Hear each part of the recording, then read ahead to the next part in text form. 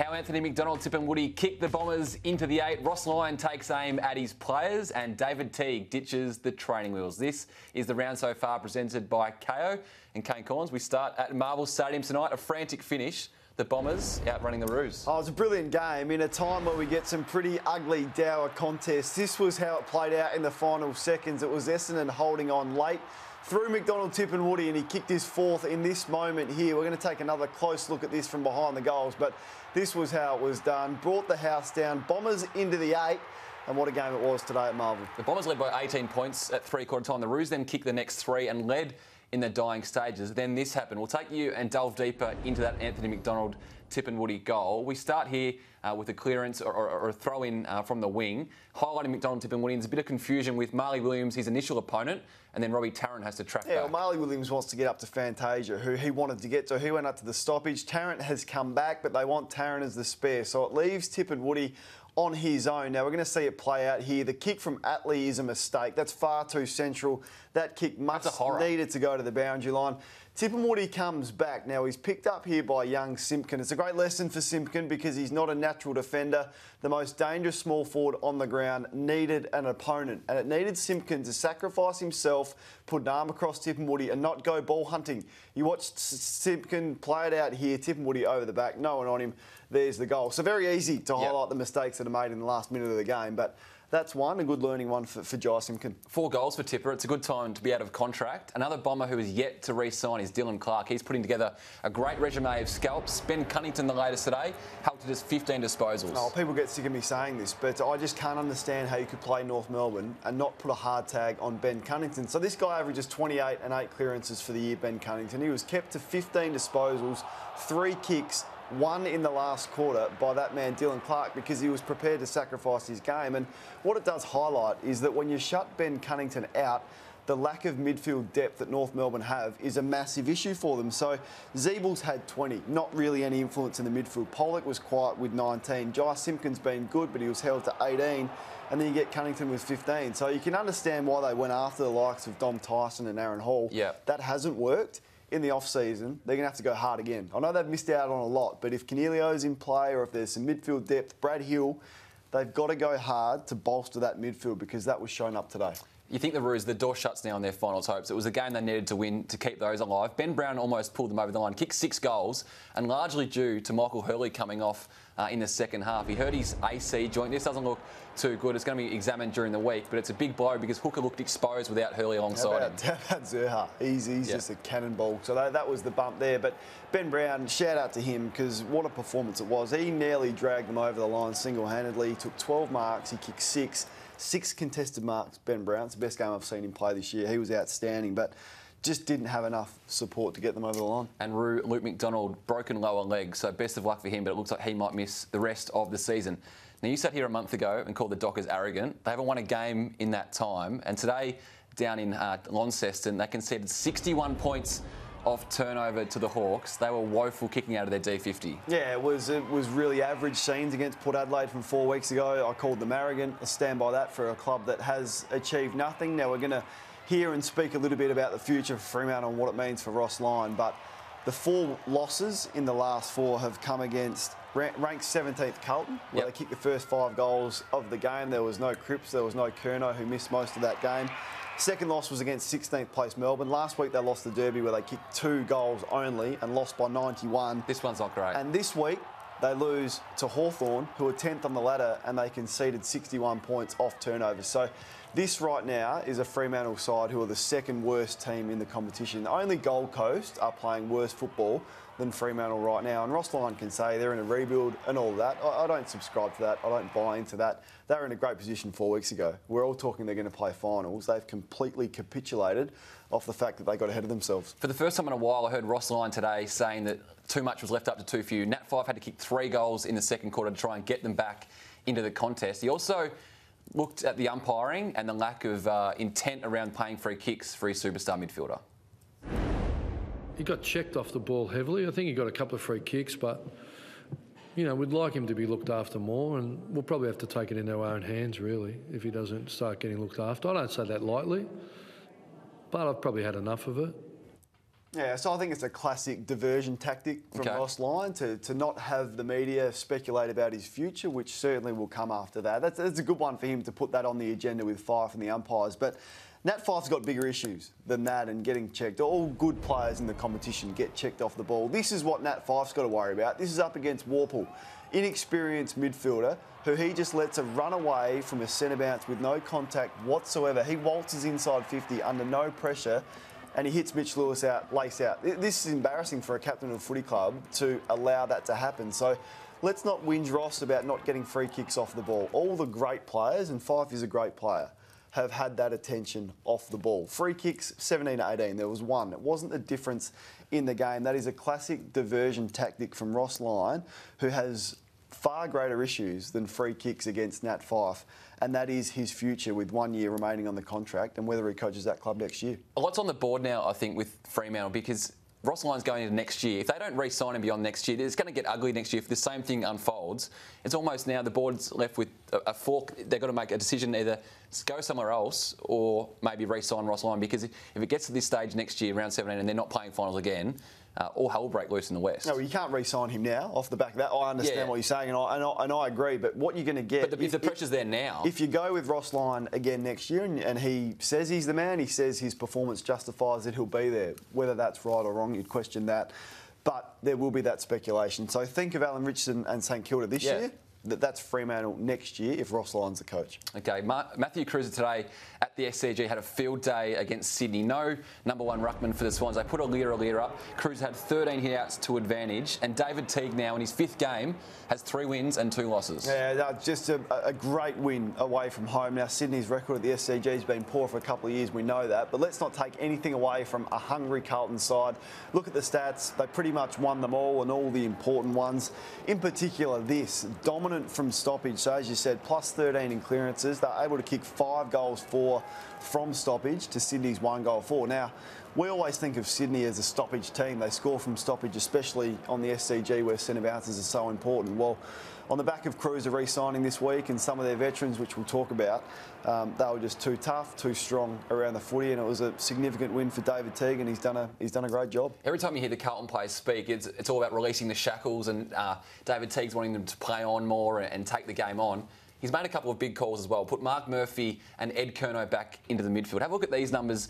This is up round 1 to 11 under Brendan Bolton, and then rounds 12 to 17 under David Teague. The centre bounces there is huge, the disparity. If you look at that, it's amazing. It almost blows you away, those numbers. So Ed Curnow was attending 1 centre bounce per game from rounds 1 to 11. He's now up to 20. Yeah. And look at the result, averaging 8.6 clearances in that time. Murphy's the same. So it's not rocket science, really, is it?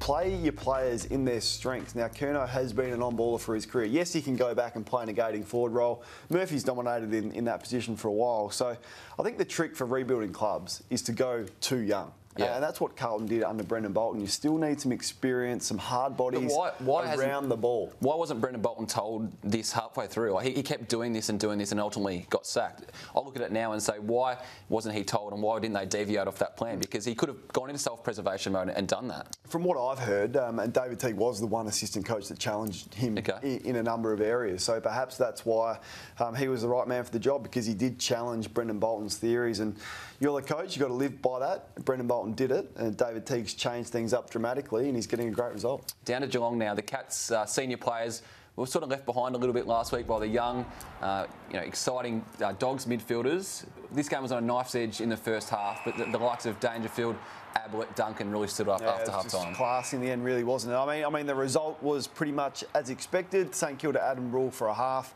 We get that, but no issues really for Geelong. Once again, the way that they played their footy was a strong brand. They scored 8 goals from turnover, which is the way that the modern games of footy are won. I mean, ground balls, they win, and their good players came to play. And Dangerfield, I don't know, could he win another Brownlow medal? Because he was that good. He got the 3 tonight. Yeah. And he would have banked a few 3. Clearly, Tim Kelly's going to take some votes off him. But no issues for Geelong. They move on and sit nicely, 2 games clear on top. 23 contested for Dangerfield tonight. Ablett had a bit of a hip injury, went down to the rooms. He finished with 2 goals. That'll be a watch this space this week to see how he comes up for the Cats clash next week. Up to the Gold Coast. This was An absolute feast for the Crows forwards. Eddie Betts kicking 6 goals, Josh Jenkins with 4, Tyson Single with 3 on debut, and they gained almost 8% to put themselves right back in the hunt for a top 6 finish. Yeah, we'll read nothing into it other than they went up there and did what they needed to do. They went up there on Wednesday, so good time away, escaped the scrutiny in Adelaide, which has been pretty strong. It's been their forwards that have had no impact at times this year. So last week that was the case. Betts nothing, Walker nothing, Jenkins the same. So for all of them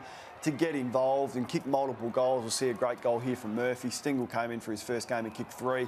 Jenkins hit the scoreboard, as did Walker. So they'll all go to bed tonight feeling pretty good about themselves. We learnt nothing about them as a finals threat. We'll find that out next Friday night when they play Essendon. This is becoming a worry now, if it wasn't already, for Gold Coast. Their 12th consecutive loss this season in a week where they asked for the number 1 pick. They're already going to get it, so they're hoping now for picks 1 and 2.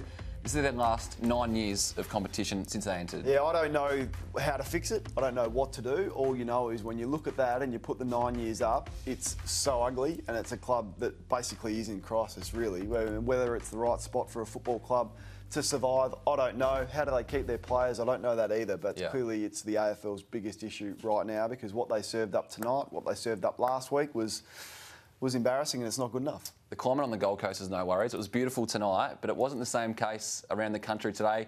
Mel Horsey, this got a bit of traction on social media today. Yes, boys, how would you fancy some footy in the snow? Because that's exactly what happened in the Eastern Footy League today. Have a look at this. This was Heathmont and Ringwood. They played out the match despite some pretty decent snow at 3/4 time. How's that for commitment? I love it. No long sleeve jumpers out there either, Mel. They're tougher than me. No doubt.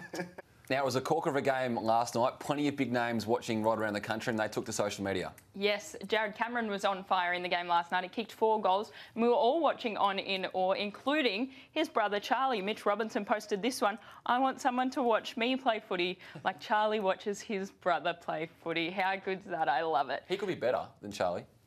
No. He could. No, he's only 18. Charlie came in a bit later. Don't get carried away. Yeah, you are getting carried away. Let's just wait and see. Don't put too much pressure on him. Did the Pies players get carried away after the game last night? There's a bit of heat on them during the week. Well, we'll get to that. But first, I want to point out that they were on the red-eye home last night, and I noticed this. Darcy Moore just using his skipper's lap as a nice little pillow for very late night on the red-eye. So, but Darcy's got the right sort of technique here. He's got the eye mask and the headphones on, so he knows what he's doing. But yes, Mitch, you were right. A few Pies players, they took to social media after the game. It was a strong win, and there'd been a bit of heat on the team throughout the week, and a few of them just wanted to let everyone know that they enjoyed a good win. Taylor Adams, he said, how does that saying go? A week is a long time in footy. That'll do anyway. But my favourite one was from suspended Pie, Jaden Stevenson. Have a look at this, boys. Just a little bit of a... Love a good emoji. Oh, he hasn't had much to say in the last few weeks. What's your favourite emoji? The crying face one's number 1. Right. Like, laughing. Because you do that a lot. Oh, yeah. Okay. What's yours? This one. Oh. All right, let's get back to the game. Mason Cox was all the talk leading in. He started pretty well, outbodying a few of those Eagles defenders, but then it all turned a little bit pear-shaped. This is the clear tactic the Pies took in, making sure they were blocking for Mason Cox. Yeah, well, clearly they set this up. Mason Cox has been on the agenda. He's struggled for the last few weeks. So they've come in with a plan to set the ball up with the block. Now, you see this one here on Barras. Should have been a free kick. Not sure how that's not a free kick off the ball, but clearly a tactic from Collingwood. So worked early. It gave Mason Cox his first 2 marks inside 50, and the result was 2 goals. But just thought from then on, this is an area Collingwood are going to have to become very careful with. I thought they were far too predictable, particularly late, 20 inside 50s to 5 in the last quarter. And this was the case. It was just sit it on Mason Cox's head. So it was so predictable. Both Eagles defenders, Barras and McGovern, knew exactly where it was going. So if you're playing against Collingwood, you clearly know who's going to be the target inside 50, and Collingwood are just going to have to come up with more avenues to goal than just bombing it to Mason Cox. Is this a case of no Jaden Stevens have had to change their way? Because there's not many second-year players like Jaden Stevens that actually shape a forward line like he does. Yeah, no, he's been so important. I just think they've got to roll a bit more, take a few more risks going inside 50. A lot of them were long, bomb, held-up kicks. So I just think be a bit more brave, be a bit bold, try and change the angles, kick the ball around the arc and get it into the open side rather than just sitting it on his head. And Nick Nat dominated the Derby last week. The Eagles triumphant in that game. The Pies look like they went to work during the week on this one. You pulled out a bit of vision of their wingman starting right back on the point of the square. Yeah, we're all wondering what teams were going to do to try and get an extra defender with this new 6-6-6 rule. Well, this is what Collingwood did. Now, at times it was Crisp, it was Pendlebury, and it was also side bottom, setting up pretty much defensive side on the wing. As soon as the ball's bounced, they just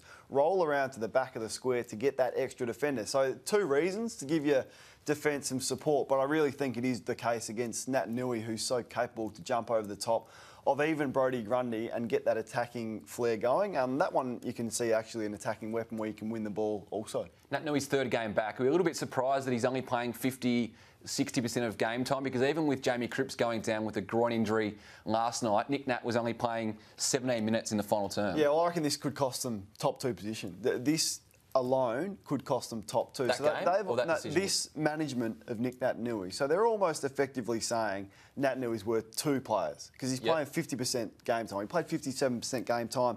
He played 17 minutes only, as you said, in the last quarter. He had 2 possessions and 3 hitouts. Compare that to Grundy, who played 29 minutes in the last quarter. He had 15 hitouts, 7 disposals, 4 tackles and 2 clearances. So even when the game's up for grabs, it's tight, 7 minutes to go, they're taking Nick Nat Nui off to manage him with his injury load, despite Cripps and then being 1 rotation down for 3 quarters, playing at home against a side that they can go 2 games clear of, top 2. Yep. It could cost them the game. And I thought, you never ever put the individual ahead of the team. I thought they did that on Friday night. All right, to the rest of the round now. 2 other teams vying for a spot in the top 4, Richmond and GWS. That is going to be a ripper at the MCG. Yeah, also will be the Dogs and Melbourne. Can they keep it rolling? And then the match of tomorrow, I think, is Port Adelaide and Brisbane. So many ramifications for the Lions' top 4 hopes, and also Port Adelaide. Can they leapfrog Essendon back into the 8? You can watch all those games on KO. Now let's have a look at the ladder as it sits. West Coast giving up a golden opportunity to stay in touch with Geelong. The Cats now 2 games clear at the top. And as you said, that Brisbane game, they can leapfrog West Coast into 3rd spot if they beat the Power. Yeah, and looking at the bottom half as well, so important for Port Adelaide, as we said. You wouldn't think Hawthorn or North Melbourne or Fremantle can make it, but some momentum for the Western Bulldogs. Everyone else is ruled out. All right, so one more thing tonight. Zach Tui had a little bit to contend with some of those St Kilda small forwards. He also had the umpire in his face. We thought this might have been a poke to the eye, but on closer inspection, he gets a bit of weather and not the news. Doesn't he? It's the last thing you need when you're going to remonstrate with the umpire, just to get a bit of spray back. So Zach Tui, I think he over-exaggerated it a little bit just to make the point, but it was interesting. He's a great character for the game, Zach Tui. He's a ripper. We love it. Good show, Mitch. Thanks, Kane. You too. Thanks, Mel Horsey. Thanks, boys. We'll see you same time, same place. Good to have you back, Kane, as well. Hopefully that hammy's all right.